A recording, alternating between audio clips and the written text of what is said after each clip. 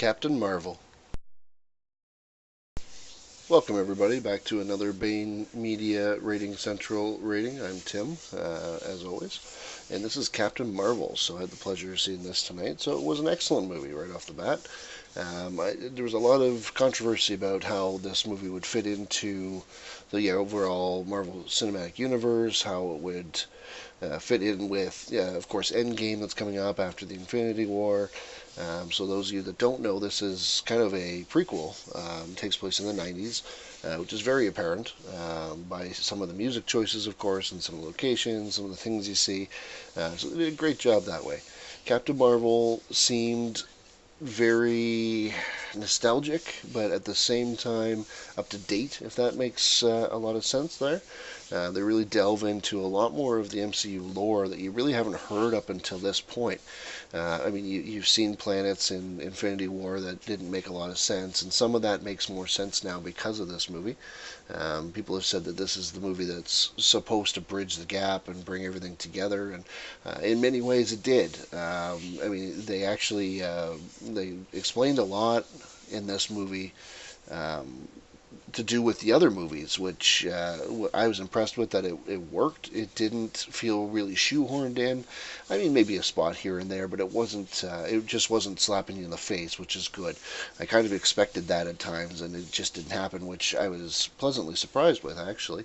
Overall, for the first female superhero role, Brie Larson played very, very well. And I gotta admit that one of my favorite characters, I think, in the whole thing, though, aside from Captain Marvel, was Ben Mendelsohn's character. Every time he was on the screen, he just stole the show. Absolutely stole the show. Beautiful performance. Very hard to play the role that he played. Very hard to act the way that he did. So, hats off for sure. I mean, there's a lot of stuff to talk about in this movie. I'm not going to hit it all in the 6 or 8 minutes or whatever this is going to be. So I'm just going to touch on it. One thing that a lot of people were worried about, including myself, was how the de-aging was going to look, and it is fantastic.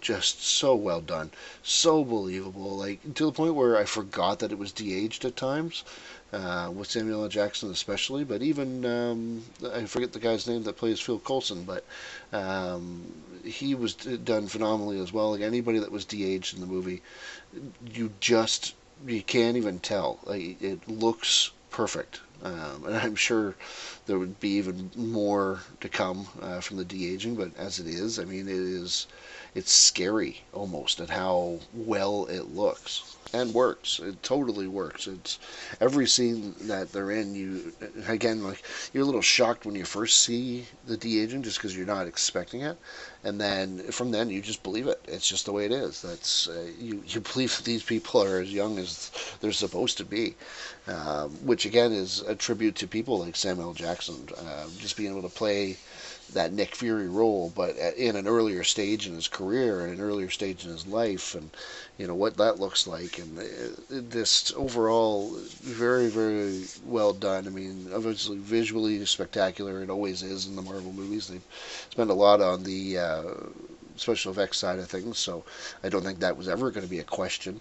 As for the question of will we believe that Captain Marvel can turn the tide with Thanos in Endgame, I mean, that is a yes. I mean, that is profoundly yes. You can easily see that by the end of the movie. I mean, you really see her come into her own, which again I enjoyed. I really enjoyed that it wasn't just like, oh look, there's this super person. It was she really came into her powers, which was good.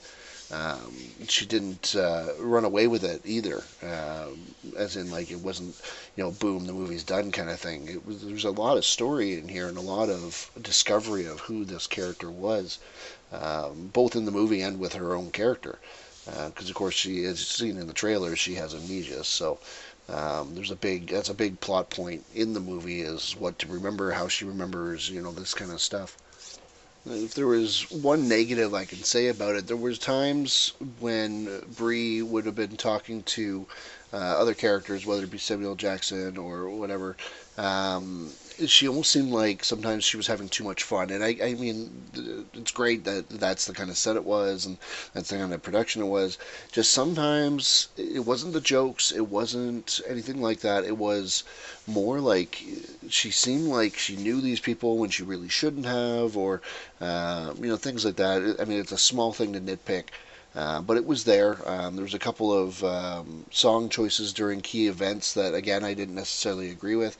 I just didn't feel like they followed the tone of the scenes. But again, these are very small nitpicks when it comes right down to it. It wasn't like it ruined the movie for me or took me right out of it or anything like that. It was just more one of those, okay. Or I wonder why it's like that, or something like that. Again, very small criticisms for that. And overall, I don't really have a lot terrible to say about this. I mean, it's not a perfect movie. It isn't. I'm also not going to say it's one of my top three favorite or something like that. It easily fits into the MCU. It's easily one of the better movies of the MCU as well. Not that the MCU typically has bad movies, but it would be right up there for me with like Infinity War and some of the other ones like that. So it easily has its place. And I would say it's easily in the top 80% even. So it's, or maybe I should say top 20%, so it doesn't sound bad. Definitely worth seeing in theaters. I mean, spectacular special effects, just like some other movies that I've seen recently.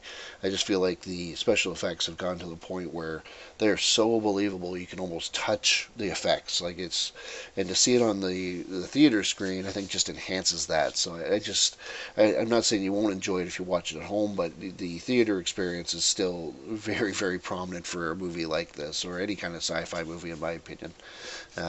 Again, overall, I would say it was a really good movie. I would easily watch it again.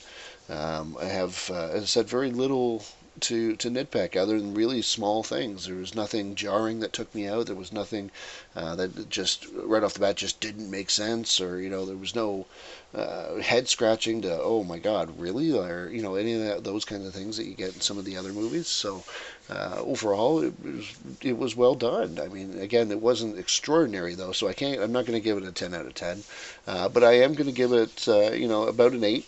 It was definitely good. I would say 8 out of 10. So always room for improvement. There always is. There's no such thing as a perfect movie, but overall, I mean, definitely go see this. I think not that I ever felt this way, but obviously some people have had controversy for, oh, they shouldn't have a female lead superhero, and that's BS. She is a very powerful performance as well as character. So she does justice. By all means, she does justice. So anybody that for some unknown reason was worried about having a female lead should never have worried about it. Not that you should have worried about it in the start. I mean, it's ridiculous. But at the same time, she easily deserves this role. So again, 8 out of 10. Definitely see it in the theaters. I would easily recommend it. So this was Tim from Rating Central, and again, Captain Marvel.